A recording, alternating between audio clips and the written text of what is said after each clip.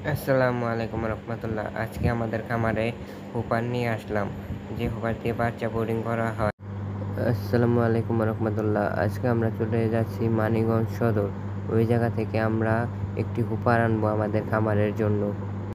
ইতিমধ্যে আমরা মানিকগঞ্জের কাছাকাছি চলে এসেছি। ওইটা হচ্ছে মানিকগঞ্জ আর্মি ভবন, যেখানে আর কি আর্মিরা থাকে। এটা হচ্ছে আর্মিদের থাকার জায়গা। এটা মানিকগঞ্জ সদরের কাছাকাছি একটি জায়গায়। আমরা অলরেডি মানিকগঞ্জ মেন রোডে ঢুকে পড়েছি। এখন যাচ্ছি আমরা দুধ বাজারের দিকে।